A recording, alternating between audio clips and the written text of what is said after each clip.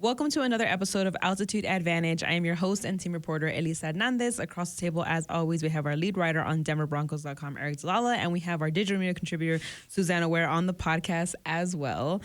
This podcast is coming after a very tough loss to the Cincinnati Bengals in Week 17. We have a lot of thoughts, a lot to get through on this podcast. We're going to hit some comments. We're going to talk about the defense, the bright spots that there were in that game from Marvin Mims as well as Bo Nix, and actually just reveal some of our top moments that we like, because this is our last podcast before 2025. Time flies. Time does fly. I was going to say, are you excited? But are we excited? It's one of those things. It's a mixed bag of emotions, I think, for all Broncos fans as we go into the last game of the regular season. But the Broncos still control their own destiny as they hope to make the playoffs and end that drought. But I have to come to you first, Aric. What are your initial thoughts after this game? Well, why would there not be excitement going into 2025? I don't know. I feel I'm a mixed bag of emotions. I'm representing Broncos country right now because like you're happy, but then like you're kind of sad. Also, I'm trying to be festive with my Broncos. Yeah. You know, my Broncos holiday gear. You know, bring some holiday cheer because holidays are kind of over. No, it's still New Year's. New Year's is a holiday. Kind of a bad one, IMO. You're just really excited for 2025, and New Year's celebrates that. Yeah, but you can be excited for that. Well, let me just say, if you're not excited, before we get to the Bengals game, and we'll talk about that, if you're not excited for this weekend against the Chiefs, like, why? Like, I understand that there's high stakes and that obviously... I think there's fear and excitement. Yeah, sure. Okay, I can kind of get that. But, like, this team was, and I feel like every now and then we need, like, a little reset. This team was supposed to win, or was expected to win 5.5 games. That was the under-over coming into this year. Mm-hmm. They had a rookie quarterback. They've got all sorts of dead cap money that they're carrying. They moved on from several veterans in the offseason. They're playing rookies or second-year guys in extremely prominent roles. And before the season, people were talking about, hey, this is externally, of course, hey, this is one of the worst rosters in the NFL. Shout out to you adding externally on that comment. Well, I mean, obviously internally people believe, but externally they were like PFF was rating this team as the worst roster in the league, and people were saying, oh, the Broncos reached drafting Bo Nix at 12 and making him the 6th quarterback off the board, and now all of a sudden, and I get that. I totally get and recognize that expectations change as you go along in a season, and that you go from wanting 5.5 wins to wanting, a winning season, to wanting to make the playoffs, to wanting to improve your seed as much as possible in the playoffs. But let's just look big picture here at the season and recognize for a second that if you had said coming into this year, if you had said after the Chiefs game in Arrowhead when they blocked the field goal, that going into Week 18, you're going to have a chance to clinch a playoff berth with a win over the Chiefs, and not just the Chiefs, but the Chiefs' backups in all likelihood, you would have signed up for that a million times out of a million, right? You would have. And so... That's some math there I can get behind. Yeah, it may be a billion out of a billion. I don't know, maybe like one time out of a billion you feel a little crazy or something, but like you would have, certainly at the beginning of the year, if you said with a rookie quarterback in Bo Nix, he's going to have... Suze, can you look at how many touchdowns he has right now? I mean, he's nearing... He had 22 going into this game, I believe. Okay, so he's at 25? I believe so. And check me on that number. And he's close from a total touchdown standpoint of moving into like the top 5 all time. I think he can move into the top 3 in passing touchdowns this weekend, even if he has just one touchdown. And so, Suze? 25. 25, hey. Okay. If you find the stat about the most by a rookie quarterback, that would be great. If you don't, it's going to be okay. I'm pretty sure he was tied with Jaden Daniels going into Week 17 with 22 apiece. But I mean all time. Like I think Herbert has the record. Not just this season. And I think Manning maybe has 28, but I think Nix is tied for 4th or 3rd, something like that. Okay. You want to know the record? Sure. Is that what you were asking? Well, the top guys above Bo currently. Oh. Well, it's 31. By Herbert. Yeah. And then Baker Mayfield, 27. Okay. And then Manning? Not there yet. Okay. 1998. Let us know when you get there. But if you had said all that, hey, you've got this one game to take care of business and clinch a playoff berth for the first time since 2015, everybody in Broncos country would have taken that. Say that louder. Everybody would have taken it. Take it. Because this is a team that you just didn't know what you were going to get this season. And granted, it doesn't mean you can't be disappointed at the loss to the Chargers where you raced out to a big lead and then let it slip away, or the loss to the Bengals where really a miraculous catch at the end by Marvin Mims to give you a chance to either tie it up and send it to overtime and try to get a win. But let's just recognize that the Broncos having a chance to do this is still pretty impressive and still something that, in all likelihood, if they go out there and play their game, I think they will capitalize and convert and earn a postseason berth and go to Buffalo and have a chance to play their first postseason game. And granted, there are things like, oh, well, could you have been the 6th seed or the 5 seed? Sure. But this team has shown they went into Buffalo last year and won.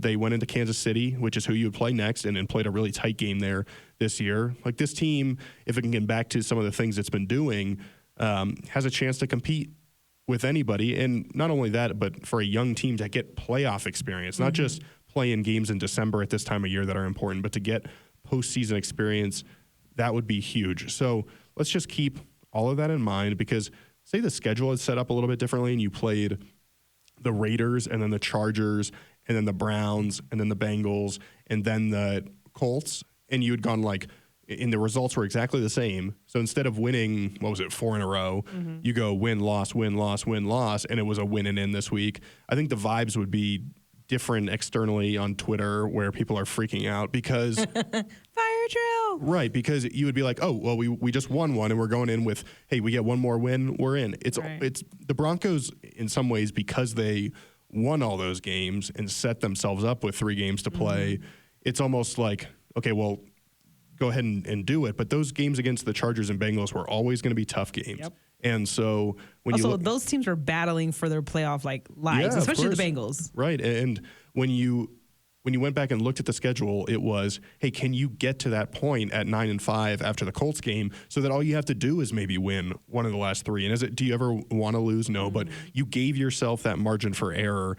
And now hopefully you go out and take care of business in week 18, and you're not one of the teams that needs help. The Bengals still need the Dolphins to lose and the Broncos to lose. The Dolphins still need the Broncos to lose. Broncos just have to go out and take care of business. And for however the losses feel right now, I'm sure if you're a Broncos fan, you've got to be feeling better that you control your own destiny. Again, playing against a team in the Chiefs that is probably based on reports and Andy Reid's history with this sort of thing, Mahomes probably won't be playing. And so you've got to feel a lot better than a Dolphins fan or a Bengals fan trying to count on the Chiefs' backups to win a game. So that's a big picture reset as we head into this episode. Suze, you want to start with any thoughts about the actual game that we're supposed to be talking about? I wish his mic would have just fell. You know how his mic been falling? I wish it would have felt like a mic drop because that was your TED Talk right there. Way to just drop some bars, though. Made me feel better. Well, I just, you get caught up, and I understand, I was disappointed. I think everyone's disappointed after the game. You certainly want to clinch, but you've got to keep perspective here of where they are in this process and kind of where they can go in the future. And we'll talk about Bo, but, man, I know there's some conversation about, how did he play in overtime? But I thought he was terrific in the second half. So and the fact that you saw that from him was great. So we'll talk more about that in a second. But Suze, any big picture takeaways from the game on Saturday? Well, just one thing on the perspective as well, because I think a lot of the chatter I've heard too is now we're counting on getting into the playoffs because we're going to beat a team that is not even playing their starters. And so do we really deserve to be there? I feel like you have to remember that I don't get. You have to remember that they put themselves in a position earlier in the season to be in this situation where they could afford to drop a few games. So I agree. I don't really totally get that argument. I understand why fans are saying that, but I think it's important to recognize that they did enough work earlier on in the season that they're not one of these teams that's counting on other teams to make it happen for them. So in terms of the game, I think, obviously a disappointing result, but I think there were tons of bright spots that I'm sure we'll get to that should not be overlooked just because of the result. I mean, it was a back and forth game. It was another one of those games that I'm like, if I was just a casual fan watching this, I'd be having so much fun right now. Obviously very, very stressful, like from our perspective, but I think it's important to like take the positive takeaways because there were plenty of them, and kind of, look at the things that maybe could have gone better and realize that those are areas for improvement rather than, things to be freaking out about. Talk to him, Suze. I lived like 8 different lifetimes during that game. Yeah. In the fourth quarter. I feel like it also shaved years off your life. Win probability was going back and forth, and it's like, where am I? What's happening? It felt like 6 different football games had taken place. Yeah. Over it was a wild game. I do think wide range of emotions. Honestly. Yeah, for sure. And I do think, we'll talk about a lot of different specifics coming up, but one of the things that I think big picture stands out is, hey, like Sean Payton said after the game, kudos to this team for its fight and its resolve and the way it battled, because if you go play a postseason game in Buffalo, which is where the Broncos would go if they clinch a playoff berth, you might have to play a game like that, right? Where you go back and forth, where they punch, you punch back. It's late in the game. How many times do we see these? I mean, I think back to like that classic Buffalo Kansas City game where the Bills score and there's 13 seconds left and it's like the Chiefs go down and score. And those are the types of game you're going to play in the playoffs. We saw earlier this year in Kansas City with 5.5 to go, Denver takes over. They march down the field and they had the field goal blocked, but it was like there was just one drive that decided things. This game, T. Higgins fumbles with 5.5 minutes to go, and there's like 8 more possessions in the game. Because, Bo Nix is, and even Bo Nix, he scrambles for 5 yards on 3rd down or 6 yards on 3rd and 5. And you're like, oh, they're in Cincinnati territory. They're going to be able to run it down. And then a couple plays later, he throws a pick and you're like, oh, Broncos are going to lose. But then, and they're down by the goal line, but then they throw it out of bounds for some reason. They run out of bounds. Chase Brown slides down, but gets hurt. So they have to call a timeout. And you're like, maybe they have a chance, but they got to go 70 yards. And then Bo Nix does that. And then in overtime, you get the first stop and you think, oh, all you need is a field goal. And then it doesn't, the other field goal goes off the post. I mean, this was like, I felt like I was going crazy watching this game. This is why. But it was like, despite the result, it was fun to watch. Yeah. No, it was, and I think every Broncos fan just felt really seen right now based on your recap of this game, because your eyes were moving crazy. You're just like, it's like you're back in the press box, just like freaking out, because I mean that is how I felt, and I think like again we're gonna get really into like Bo and Marvin Mims, but part of the initial thoughts, what both of you guys said, like keeping that perspective, right? And yes, like to me, it's like as the Broncos fan in me is like anxious and nervous and excited and scared, and it's like you have a wide range of emotions. But that's what this team like. That's what teams bring out of all their fan bases, Because one thing that Sean Payton said, which I really liked, he said that after the game he told his players that this is part of it. We don't get to choose. You guys have seen the big sign when you enter the locker room area. You have to keep fighting. I like the grit on this team. I like the leadership on this team. I think these guys will respond appropriately. And I think that line of like, this is part of it. You don't get to choose. Like, you don't get to decide what moment is your moment. Like, it's always going to swing back and forth, but it's all about how you respond to these situations. So I think with, going into this week 17 matchup, as you guys had touched on it a little bit, the playoff scenarios go Broncos 9-7. It's not easy, but their path is really clear. You win, or you have a loss by Miami and Cincinnati. The Dolphins were 8-8. They have to win versus the Jets, and the Broncos would have to lose. The Bengals need to win at Pittsburgh, and Miami and Denver needs to lose. So, like you said, the Dolphins and the Bengals they don't control their own destiny, right? And so with the Broncos playing on Sunday, with the early game, I believe the Bengals play Saturday, right? Yep. Bengals play Saturday. So we'll have an idea of what's going on, going into this game, and then obviously Miami. So you have to have that comfort. I think that's where like the fear kind of starts to, dissolve, because the Broncos do control their own destiny. And as Sue said, like that's why they built this lead at the beginning, because you don't get to choose what happens at the end. All you can do is control what you can control. And you had mentioned the buckets that you put at the beginning of the season. Games you should win, games you might steal, and games you absolutely have to win. And I feel like you said, like, regardless, these were going to be tough matchups. And that Bengals team, regardless of that record, I mean, they're a really good team. Yeah, with Joe Burrow, that's a good. I mean, he should be in the MVP conversation. He is in the MVP conversation. T. Higgins and Jamar Chase, and we'll talk about this when we get to the defense. They're as good as receivers as you'll see all year. The defense made timely plays. That's a tough place to play. It was loud there. People were fired up. Fighting for their playoff lives. Yeah, and it's a game late in the season. This was not ever going to be an easy game. I think as you looked at it early, when the schedule came out, I pointed to it as one of the hardest games the Broncos would play all year, and they went there. And I think if you look at, I know they're different teams in terms of what they do, but just in terms of quarterback, in terms of weapon, look at how Denver went to Baltimore and how that ended up.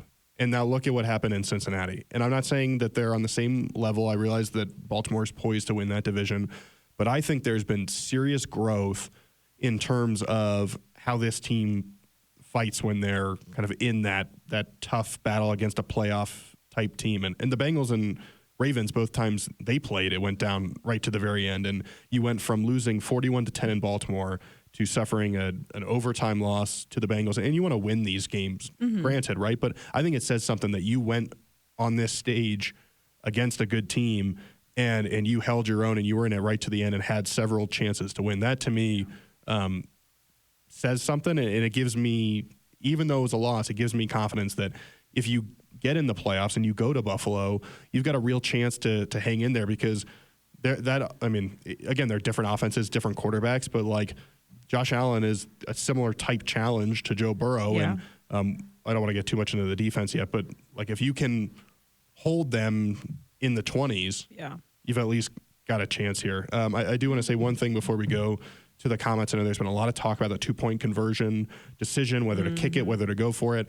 Sean Payton, after the Broncos scored, he elected to go and kick the extra point, send it to overtime. He was asked on Monday about that decision. I just want to read his response. He asked if he'd reflected on the decision to not attempt a 2-point conversion and whether he kind of had second thoughts. He said, "Oh, certainly. You go through it all the time relative to what the call would have been. Based on the outcome, you always second guess. You always do that as a head coach. I know I kind of felt I trusted my gut at the moment, but yeah, I think it's normal to do that." And granted, he didn't say outright that he would have gone for 2, but certainly he said when the result doesn't work out your way, you always think about hindsight's 20/20. Yeah, right. And you always think about, okay, well, yeah, of course, if we didn't get it, I wish we would have gone for 2. But what I will say is that, and Susie, you mentioned this before we started recording, the fact that the tie was possible worked into this. It wasn't just you needed a win and, hey, the Bengals, you kind of get a miraculous touchdown catch. You're trying to steal one on the road against a team that's moved the ball really well. Yeah. And Sean Payton even said it right after the game, if a tie wasn't part of it, maybe the decision's a little bit easier to just go for it. But all that said, they kicked the extra point, and then they did what they needed to do, which was get the stop. Yeah. Now, I think you can debate whether, because the Bengals then punted it, it's down at the 10-yard line. It requires a long drive if you're going to go get in field goal range. But all the Broncos needed to do was run time off the clock. They didn't need to go score, and they had a third down where the ball is right there for Troy Franklin. And I don't know if you put that on Bo or Troy, but unfortunately the connection didn't quite hit. But I think that you were a play there, and then you get it was luck. It felt like the football gods were on your side when the ball goes off the uprights. Yeah. But you were that pass, and then the other pass it was unclear to me if it was to Troutman or to Franklin there a little bit deeper, but a conversion there from the game being over. And so your defense did what it needed to do, especially on the first drive. You had the chance to put it away with a third down conversion. And as Bo Nix said after the game, like, he wants to be able to make those throws. He knows he's going to be able to make those throws. And you could have put the game away. And so, yes, could it have worked if you went for 2 and just got it there? Sure. The Broncos' percentages in those situations this year have been around 50-55%. So you're letting the game come down to a coin toss, whereas in overtime, in some ways, they did what they needed to do. It just came down to a play here or a play there. Yeah. And so I don't think this was a decision that, like, I think it truly could go either way. Sean Payton admitted that at least you think about what would have happened if you go the other direction. But if you go for it and you don't get it, then people are going to crush you for that too. It's a double-edged sword is really what it is, because if you go for 2 and you don't get it, then that's a problem. If obviously the Broncos went for the field goal, went to overtime, didn't get the win, that's a problem. So it's like, it's that double-edged sword that once it works, you're a genius. But if it doesn't work, then you're the opposite of that. So I feel like that's what fans, they see it very black and white in that sense. But there's so many scenarios that go through the coaches' minds. And trust me, this isn't like, sure, let's just not go for it. It's not that easy from the coaches' side. Like I'm sure they've gone through every possible scenario before even going into this game. That's what preparation does, to key you up for these situations. And like you said, the tie does, play a big part into it. And obviously I know everybody has an opinion. I think especially everybody becomes a coach after games like this. And everyone says, well, I would have done this and I would have done that. But you have to trust in what Sean Payton has done all season, because he's gotten them to this point. And like you mentioned in your TED Talk, which I really enjoyed, by the way, at the beginning of the podcast, Thank you.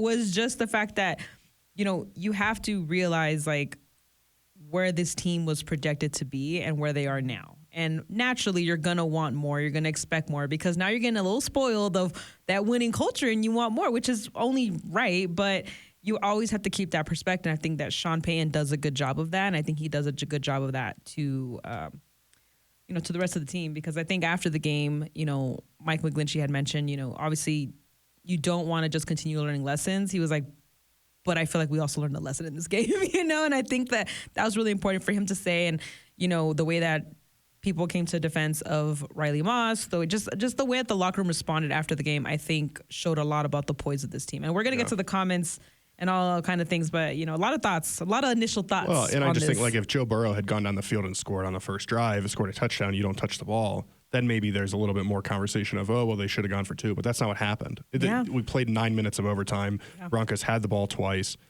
So to me, it's like the decision worked in a way. It just the things that followed didn't go the Broncos' way. Like you said, play here, play there, which led to that. But I'm interested to see how these comments are. You said you had a couple good ones in there, so let's check them out. Suze, did you... Remember, you guys can comment on our Broncos YouTube page because they're listening to this on your just audio only. You got to head over to YouTube because the visuals are always top tier. Yeah, why would you even think about doing that? Okay. Susan's face is alone. Oh, no, I'm just trying to play that video. I'm feeling all crazy. All right. Here are comments. This is from last Thursday, Friday. I don't even remember what day we posted the show last week. I don't know what day it is today. Here are the comments from the Thursday show. Alex, yes, Suze, was something funny? No. I think she was proud that you remembered what day it was. I'm just so excited for the comments. That's all. Sounded sincere.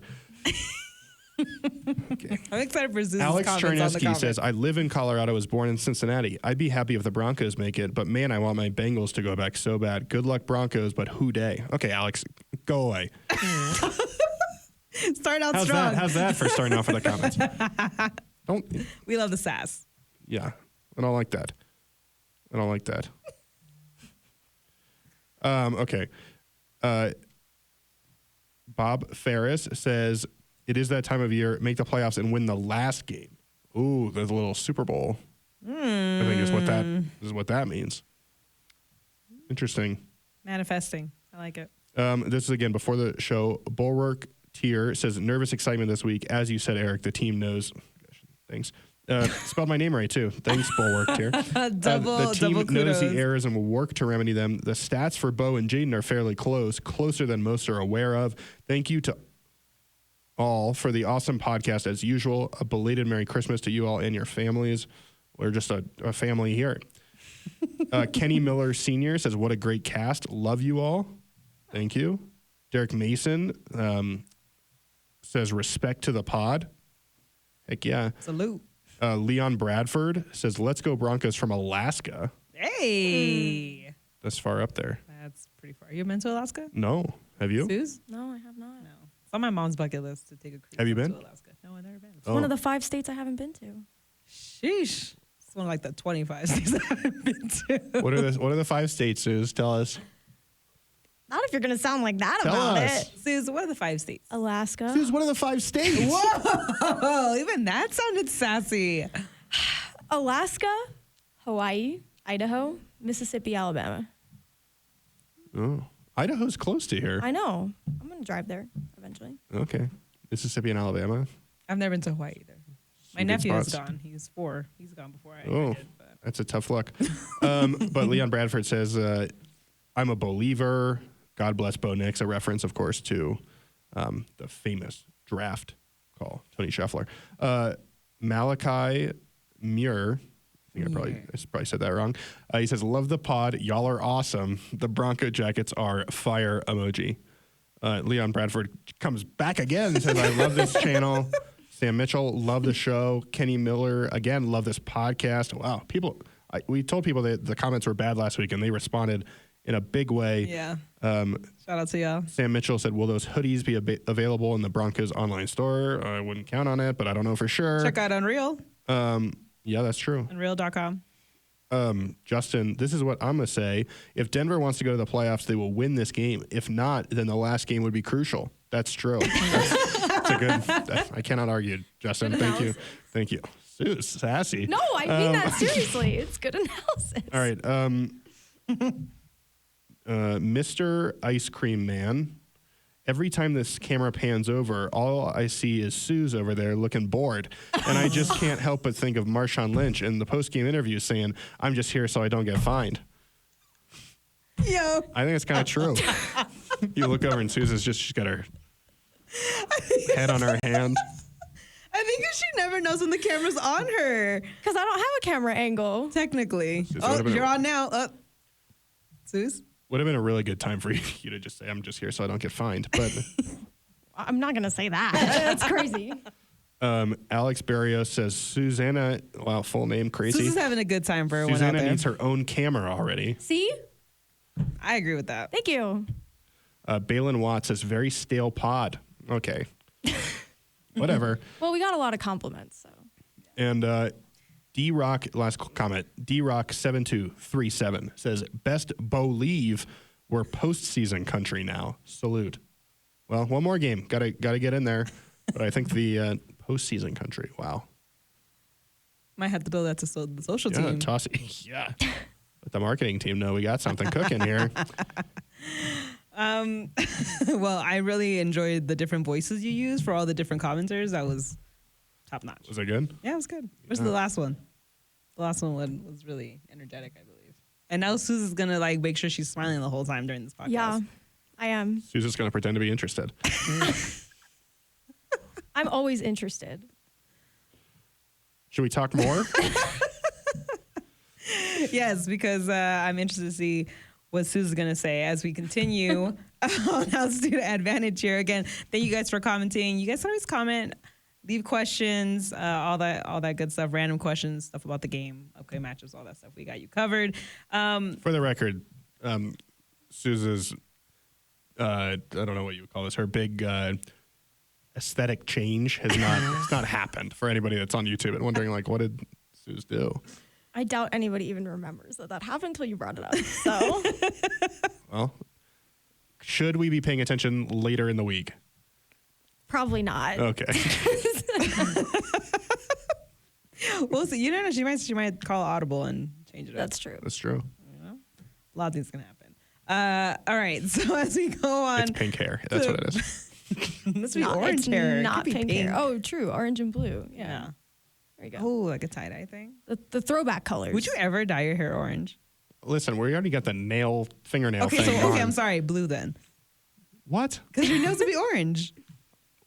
I'm doing one thing to my body if they win the Super Bowl. I'm not going crazy. Maybe Suze, you want to dye your hair? No, thank you. Okay. Well, doesn't care enough, I guess. I'll do the nails. That's fine. Well, okay. My nails are already done. So Yeah. all right. You want to do the hair? What? You want to do the hair? Blue hair? That'd be crazy. I've always wanted to do purple hair. What does that have to do with anything? Because I thought it's a big color change. I'm Oh, saying, okay. would it be like blue, like your water bottle? Like the tip, the very tip. Yeah, probably darker than the Microsoft Surface. That's like a lighter Suze, you blue. got to talk so that we can see them. There you go. There you go. A little darker than that. Oh, I have seen some girls they'll dye their hair and then they'll put an image on it across the strands. I could put a Bronco. That'd be so cute. Just saying. Yeah. I really you'd make fun of me. I put I would this make fun of you. Bronco. That'd be cute. See, now you got me thinking. This is bad. Okay, just don't say anything if I come with blue hair. Is it like a like one of those little things they put on cookies, like the edible icing, like that sort of thing? Kind of. Like a screen like, print? like they like airbrush a design on your hair. Ooh. Yeah, and then like you like go like this, and you can see like the horse moving. I mean, I'd make it move, and then my nails would be orange. That'd be cool. I mean, I'm just saying, I'm trying to mix it up. Since Yeah. you guys refuse to touch your hair, so I guess I'll be the If you one. had hair like this, would you be touching it? I wish camera. She does need her own camera because Yeah, Susan's just making crazy faces over there. I'm not All right, doing anything. let's talk about Marvin Mims. All right, let's talk about Marvin Mims because one thing that he's done over the last couple of weeks is really show his versatility, special teams, in the end zone. Just he has that explosive mannerism about his game that I think is really on full display. In week 17, I'm just thinking about my hair. That's what I'm just like You're going up. distracted. I'm distracted because I started thinking about what it would look like. Okay, but yes, you look at Marvin Mims and the way that he's grown over the last couple of weeks, and keeping full perspective where this season started and where he was really just kind of waiting in the background, waiting to see what his role was going to be. When they played the Raiders in Las Vegas, I spoke to him and I mentioned, like, how have you kind of gone into your role? And he was like, well, I'd be lying if I didn't say it was a big adjustment, but like, I'm learning and unlocking different parts of my game. And I think like whatever I can do to help this team win, I think that's what I want to be good at. And I think that attitude and the way that he's kind of really been becoming a focal point of this offense as of late, again, especially on those really big plays. We saw them against the Chargers and then again in Cincinnati. I mean, those games like literally had me feeling like a kid, being like, oh my God, like how did he catch that? What a pass by Bo Nix. But when you look at just his development, how do you see like his game progressing over the last couple of weeks? Yeah, I think it's been fun to see his fit in the offense evolve, because I think coming into this season, Sean Payton mentioned that we as coaches have to do a better job of figuring out how to get him on the field, how to get him involved. Yeah. And I think early, like, admittedly, it took a little bit of time through the first few weeks of the season. You're like, okay, well, you know, is Marvin Mims going to get more involved? There was a time where a reporter asked Sean Payton, like, hey, Mims is basically just a returner, right? And Sean Payton didn't acknowledge that. He said, no, that's your opinion. That's not how we view him here. And to Sean Payton's credit, as we've seen this season progress, you've seen more and more of Marvin Mims making an impact. And I think it all started with the ability and the willingness of the coaching staff to be creative and put him in the backfield and find him ways to get touches. And whether it's been screens, whether it's been him in the backfield, whether it's been punt or kick returns, or whether recently it's been these deep passes, I think the former, that you get him those touches in the backfield or on screens, I think it gets him involved in a way that you can then go back and get him involved deep. And last year he was kind of this threat where, you know, safeties had to respect his speed and so would back people up, but he didn't touch the ball a ton around the line of scrimmage, and so you could play off him a little bit. I would suspect if you looked at it closely now, that because he makes so many plays around the line of scrimmage now and he's getting so many touches, I think he led the team in receptions this past week, you have to honor that part of his game. And so then, boom, he can fly by you and make that big play. I would say the thing that impressed me most is the over-the-shoulder. Obviously, this is going to sound dumb, but like the 2 touchdowns impressed me the most. But it's the way that he scored them. I think the over-the-shoulder grab is not an easy play to make. Hands up so the camera can see. The over-the-shoulder grab is not an easy play to make, especially at nighttime, especially when, I mean, if you saw the end zone angle, you could tell like that ball is just coming out of the sky and you can barely track it because the ball's dark, the sky's dark, and you've got to find a way to adjust to that football. It's not an easy play to make. Obviously, he found a way to make it. And then I think the ability to the hand strength and the ability to make that contested catch at the end there, spectacular. And I just think that shows 2 different elements of Marvin's game that can help him take a step to the next level. Like if he can make those contested catches, not that everything is going to be a jump ball for a player like that, but if he can make them and he can consistently track that over the field ball, that I think at times last year maybe you saw a couple misses there, and obviously a different quarterback, and so you don't want to, you know, who knows like exactly how much of an impact last year has on this year, but there were times where he didn't quite make that play. And so the fact that he was able to make it in Cincinnati in a big moment, made the contested catch in a tight window against Cleveland for a 93-yard touchdown. I mean, he has become a big-time playmaker. And I think a lot, and we talk occasionally about, like, if you're a defensive coordinator on the other side, who scares you on the Broncos offense? And I think there have been times, quite frankly, like in past years where there haven't been that many guys that are like that. If you're a defensive coordinator, you're sitting up at night wondering, how do we stop this guy? I think Cortland Sutton, from just a physical jump ball possession receiver, like you even saw it on the last third down, it was a third down throw to Troy Franklin. Cortland was like triple covered, and there were 2 or 3 guys there making sure that he was not the option. So defenses know they have to take Cortland Sutton away. But then if Marvin Mims can consistently play like this, where he's that deep play threat, he can make these big-time plays in a number of different ways. If you're a defensive coordinator for Kansas City this week, or if the Broncos get into the playoffs in Buffalo, you got to think, how do we stop Marvin Mims? Because he has a chance. He's a threat at any moment to make a game-changing play. I think he's completely transformed the ceiling of what this offense can do. Yeah, I think you make a lot of good points there. Thank you. As I'm looking at just the scoring summary, just the back and forth of this game, right? Should have a Suze cam. We should have a Suze cam. I feel like we should. I'm just going to line up. Giggling. I think we just have her sit next over your shoulder, like. And we'll just share a mic. Just be like, here you go, Suze. You make a lot of good points there, and I think obviously Cortland had that 6-yard touchdown pass in the first half, or in the third quarter, I believe, and then after that, it's really just a back and forth game. And to your point, I think Marvin Mims was something that you know that he can be a threat, but it's almost like you gamble on, like, well, let's see like how big of a threat he can be. And for him to have those 2 catches and really make a huge impact on this game, change the momentum, all those things, I think really kind of put a spark back into this team to fight back. Because I think when we look at this game, like, the first series, stalled out and you had to kick a field goal. Then you're down 10-3. And then after that, you have the Cortland TD. And it's like, okay, like, we're back. We can kind of facilitate this game. And then you kind of go on the run that you did.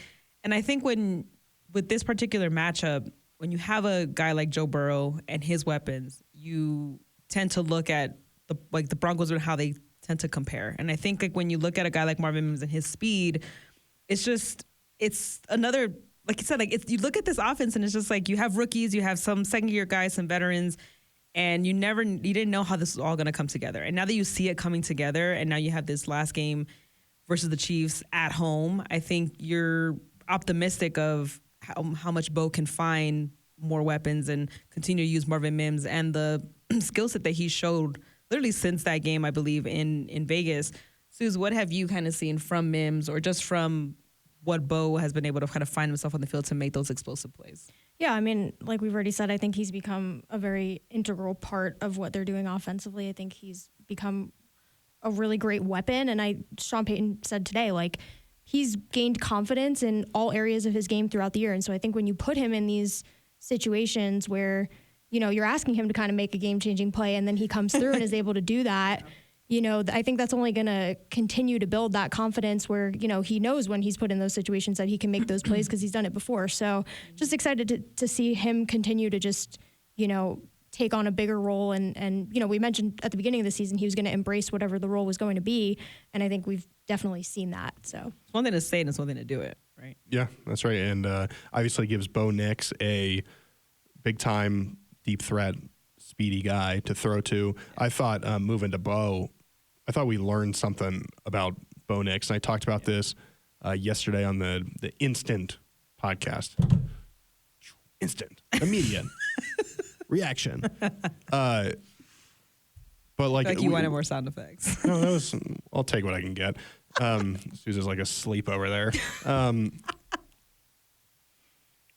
I think you've seen some things from Bo that are, whether it's the mobility or the ability to thread the needle or to bounce back from interceptions. Like, you've seen a lot of different things that are encouraging. And I won't talk about it as extensively as I did yesterday, but like, there are guys that you can win in spite of, there's guys you can win with, and there's guys you can win because of. And as I said yesterday, I think Bo is quickly showing you, and I think maybe to the highest degree yet, he showed against Cincinnati that he's a guy you can win because of. And he, despite the environment, despite the pressure, despite a tough first half, he came out, led 3 touchdown drives in the second half. He led a 70-yard tying drive with less than 90 seconds on the clock. I mean, as we're sitting there waiting for that to happen, I'm kind of thinking like the odds are not great here necessarily for any quarterback. Like that's a lot of time to go get a field goal, but when you have to score a touchdown, it becomes much more difficult.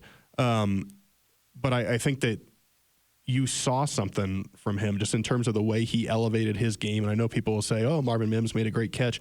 Well, yeah, but that was after, Bo Nix has the awareness to scramble for some yards and get out of bounds. He has a throw to Cortland Sutton on the sideline. Cortland makes a great grab, but it's a good throw too. And then middle of the field, Bo Nix makes an incredible throw to go around a defender. Cortland makes an incredible grab there in the middle of the field. And then Bo has the awareness, hey, we need a quick one, get some yardage to Javonte Williams, and then keeps the play alive to get the ball to Marvin Mims. And you need in this league at some point, especially if you're going to win in the playoffs, if you're going to make the playoffs, but if you're going to go on any sort of run, we talked about that Buffalo-Kansas City game earlier, you need a guy that if you fall behind, he can bring you back on that. No matter how much time is left. If you go to Buffalo, the odds are that if you are going to win that game, it's going to be a tight, close football game, right? Like you're unlikely to go in there and beat a playoff team like Buffalo by 20 plus points, right? Like it's going to come down to the final moments. You might need a game-winning drive. Yeah. You might need a game-tying field goal with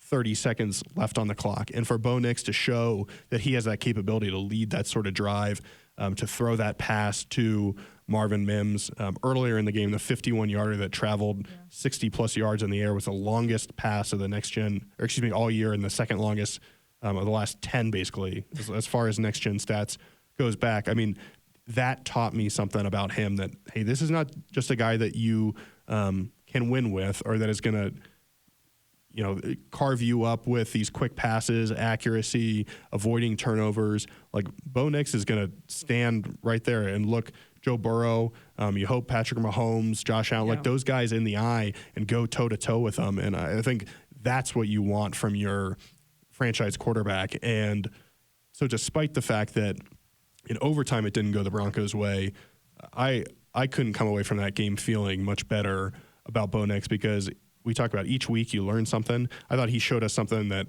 we hadn't really seen, like a need for that game-winning drive, or like they answer, now you've got to answer, now they score, now you've got to answer. And so it was a different scenario, and I thought he stood up to it really well. And obviously you want to make one more play to get the win. Right. But the way that he performed, I thought was just sensational. Stood on business. Yeah. And there's people on Twitter that are like, that he's not it. And I'm like, what did you watch? The commercials, clearly. I also like. Well, you remember. There's this mythical feeling out there, I think, of like what a quarterback is supposed to be. And it's like, oh, they never miss a throw. Or they never go 3 and out. Or they never like don't lead a touchdown drive. And it's like, go watch anybody else around the league. And it's like Jaden Daniels, rightfully so, is being celebrated today because he made he played a good game on Sunday Night Football against the Falcons and helped them clinch a playoff berth. But right before overtime, when he led them down the field and they scored a touchdown, they went 3 and out with 40 seconds left and gave the Falcons a chance to win the game. Yeah. But hey. But the tides turn, and you don't get to choose how the story ends. And so I think, to your point, talking about just what Bo Nix showed, to me, like, it showed, like you said, he just stood on business. But I felt like you saw sights of that in week 1 against Seattle when the Broncos were down, and then he, fought back and rallied back. And I mean that not in his physical play. I mean just in that resiliency to be like, we're not out of this. And no matter how much time is left, we're going to try to win this game, whether it's through me or me passing the ball. And if you remember, Mahomes had told Sean Payton following that game in Kansas City, like, you got one, and that doesn't go lightly. Like, that's a compliment made. And when you see Bo have a game like he had, granted, I know with the win comes different praise, but you do have to acknowledge the kind of play that Bo had to close out that game, to tie the game twice, to give this team a chance to win against a very stacked Bengals team. Yeah. Bengals offense in particular. Yeah. In those, I agree with you in terms of like the mindset stayed the same, but like against Seattle, against LA the first time, even against LA kind of the second time once they fell down 10 points, it's just a different scenario a little bit because you're down multiple possessions at the end of the game.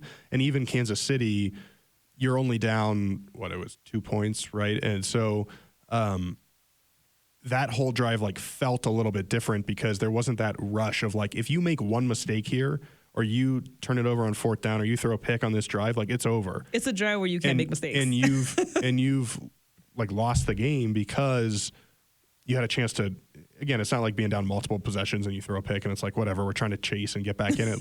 Like this is a game where if he went down and scored on that drive, like you're sending it to overtime. Yeah. And he did that. And so that situation to me was very different than really any other that he's faced this year, unless I'm just completely blanking and missing one. Sue says no. No. High praise. And so that, yeah. Should have been like, maybe actually? Maybe she was just saying like, make this stop. No. Who's to say, really? But so it was that element of it, that it was like, here's a situation that in the playoffs you're going to find yourself in all the time. Like you think about what makes Tom Brady so great, or Patrick Mahomes, or Peyton Manning, or Burrow, or Allen, or any of these guys. It's that when the game is on the line late and they're trailing, you have a chance with them under center. And so for him to kind of check that box of, hey, I'm down late in a hostile environment with Joe Burrow, the potential MVP on the other side, I'm going to go right down the field and lead my team to a touchdown. That was a big deal. And if you win that football game, that instantly becomes like Bo Nix's signature moment of his rookie year, that throw to Marvin Mims, that Mims goes up and gets the ball in double coverage. That becomes like a franchise instant classic that right up there with the Stokely, like that. It becomes one of those type of moments. Unfortunately, it'll probably fade a little bit, but I do think because we talk about QB wins and all that, like I don't think we should forget about this game as like, man, that was heck of a performance from a rookie to go do that sort of thing. For sure. I mean, his performance against KC on the road and this performance against the Bengals on the road, I think were two that really stood out to me. And you know what this means, right? Tell me what it means, because I don't know. It means he got that dog in him. That's what it means. Oh. Can you say it like that? No, I don't think so. I think so. Suze? No, thank you. Come on, guys. Suze, was that you? Yeah, I just sit over here and sleep and bark, apparently. So that's crazy. But it's true. I mean, he showed that he got that dog in him and that's something that, we've joked about, just like, oh, like he's him, the Hemi Award, things like that. But you want your quarterback to have those characteristics. You want him to not back down from these big moments. And he said early on in the season that he thrives in these hostile environments. He wants to be in these games that everybody doubts him, and everybody doesn't think that he can lead this team. And just his leadership, I think, has really grown over the last couple of weeks, and the way that he's been able to command this offense, especially with all the moving parts and all the moving weapons that he has between Sutton, Mims, Franklin, Vele, all those guys. But as we kind of shift gears to the defense in particular, I do want to touch on a few guys and make sure that Suze is not choking over there. Like we need a little supervisor over here just to make sure Suze is doing okay. But touching on the defense line in particular, Zach Allen had a really good game, and obviously it's like you said, like it tends to fade away a little bit due to the loss. But I have to start with him first. What did you see from Zach Allen? Suze, I'm coming to you because the people want to hear you talk. So. Yeah, I mean, I had things to say about Bo, but nobody asked. So, girl, you gotta have that dog in you. We're on to the defense. We're on to Zach Allen. Suze, you got that dog in you. Just gotta say it. So, I mean, I was just gonna say, I feel like we talked about you talked about checking a box. I feel like that's what a rookie season's all about. Like, you don't know how somebody's gonna handle these situations until they're in them. And as much as we've heard, like, he's got that confidence, he's got that poise, he's not going to shy away from the big moment, you still don't know that for sure until you see it in action. And so to see the results that came with that mindset, I think is huge. Now, imagine if the podcast had ended and we did not have that insight. That was really good, Suze. That was a good point. I feel like that was extremely sarcastic. No, it was a good point. Good point. It's true. So anyway, Zach Allen, what a game. Like, just... The dog in Aric is sleeping. It's all right. You got that dog in you. You spoke up. You said exactly what you wanted to say about Bo, and you said talking about the defense. What are your thoughts on Zach Allen? I'm gonna go to you first, not Aric. I just said. Oh my bad. I think Elisa was asleep. All right, keep going, Sis. I just said Zach Allen. What a game! Well, I think you go more than that. No, I was. Okay, go. The dramatic pause, but then I stepped in. Yeah, it's okay. My bad. It's all right. My dog's aggressive. It happens. It's okay. I think you're the one sleeping. It's all right. No, I mean, what a game! Like he just came to play. I mean, you saw two plays in a row. He had a sack and then split a sack. I mean, he just showed up. Like it was just an all-around great performance from him. I think we've seen him have a great season all the way through, but I feel like this was just a breakout game for him. Let's play Who Read Eric's Twitter yesterday. How many players this year have had 3.5 sacks? Wow. Okay. The answer is 3.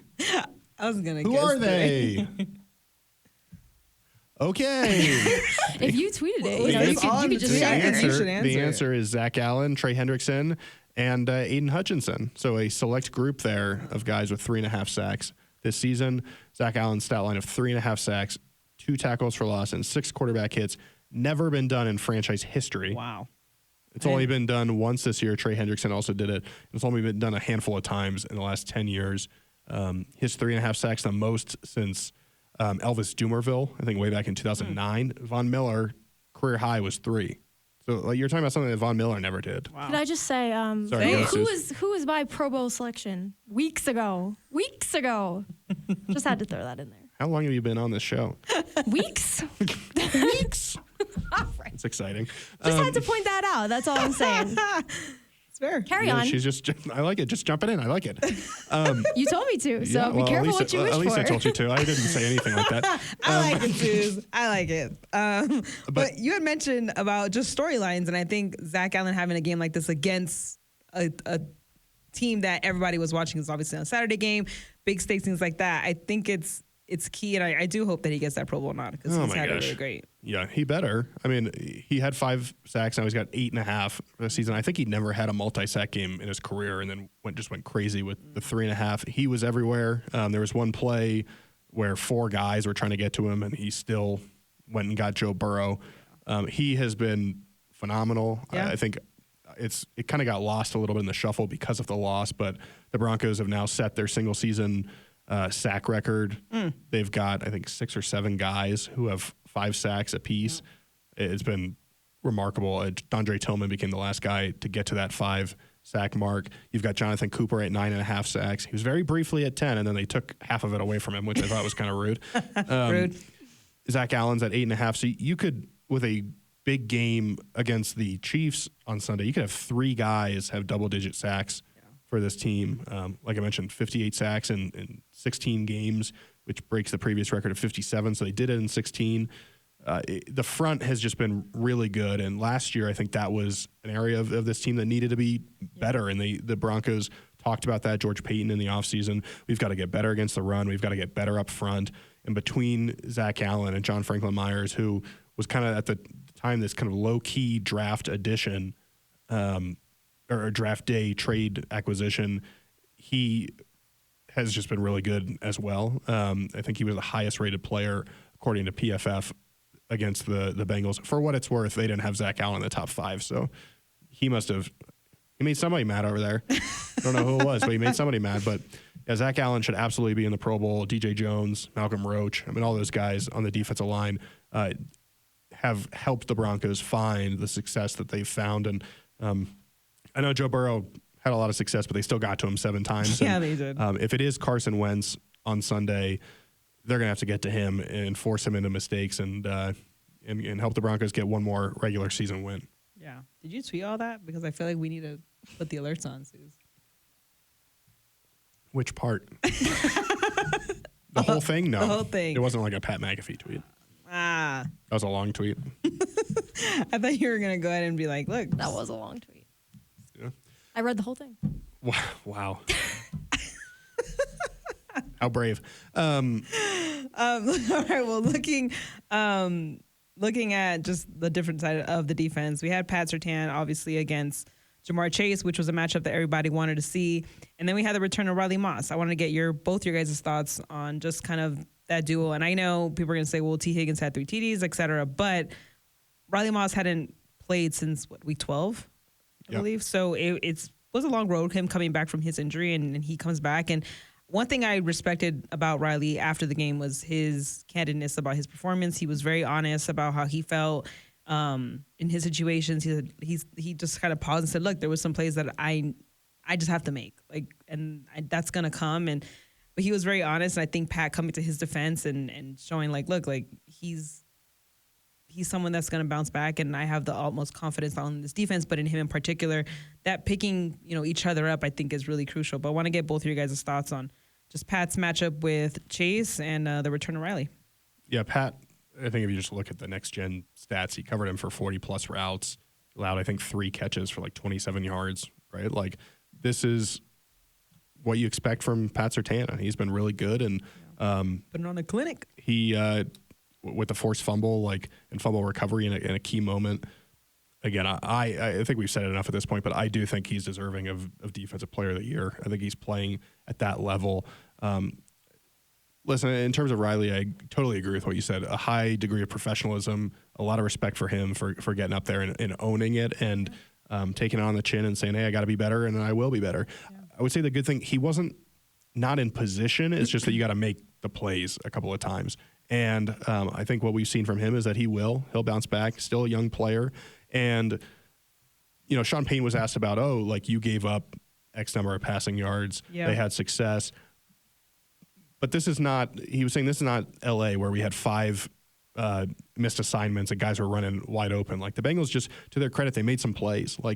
Higgins' not his final catch because the final was the touchdown, but that long catch along the sideline, that's an absolutely incredible catch where his toe is just barely on the ground. Toe drag swag. And he got it down and found a way to make a play. Jamar Chase, when he wasn't covered by Pat, was out there putting up a bunch of yards.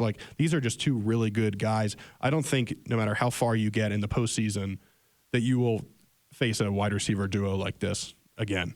Even, when you get, if you were to, whether it's Kansas City or Baltimore or Pittsburgh or, whoever you could end up with, this is the best duo, in my opinion, certainly in the AFC. Mm-hmm. And so my other kind of take is that, listen, if you can give up all those passing yards but still hold a team to 24 points in regulation, that's not bad by the defense. I know that there's this thought that the defense gave up a lot of yards again, but they did hold them twice on 4th down. They held them in the red zone a couple of times. I know they didn't force a punt till overtime, but listen, this is in the playoffs. Everybody's offense is really good for the most part. And so if you can make those big plays when it matters, and even if you give up yards, hold teams in the red zone, you're going to give yourself a chance. And yeah, it might mean that your offense needs to go score 27 or 30 points in the postseason to get the win. But I would have taken, if you said, hey, they're going to hold the Bengals to 24 points in regulation, I think a lot of people would have signed up for that. And so, because we talked beforehand, you might have to get to 30 to win for the Broncos. And that, turned out to be pretty spot on. And so I think even though they gave up a bunch of yards, I think I actually feel better about the Broncos defense after this game, just because they did get more pressure on the quarterback. They made a couple of, they got the takeaway. They made some big time stops. That's what these games are going to be like. Mm-hmm. You're not going to hold people to 10 points at this especially time of the year. At the caliber of what these playoff teams are capable of, the Mahomes, the Josh Allens, potentially the Joe Burrows in the postseason. So, and Sean Payne said, it's a handful just trying to decide how you want to handle those guys. Referencing, I started to bark. They're dogging you. Referencing T. Higgins and Jamar Chase. Sue's going to come to you about your thoughts on just that, the way that the defense played and trying to temper those guys.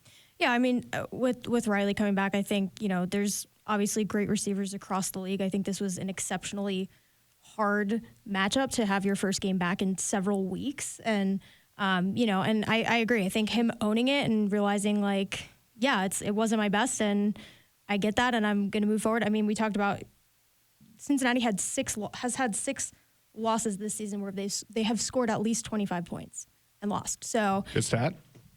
Thank you. From memory. Suze tweeted that, but we didn't see it. I got to add alerts for both of you guys.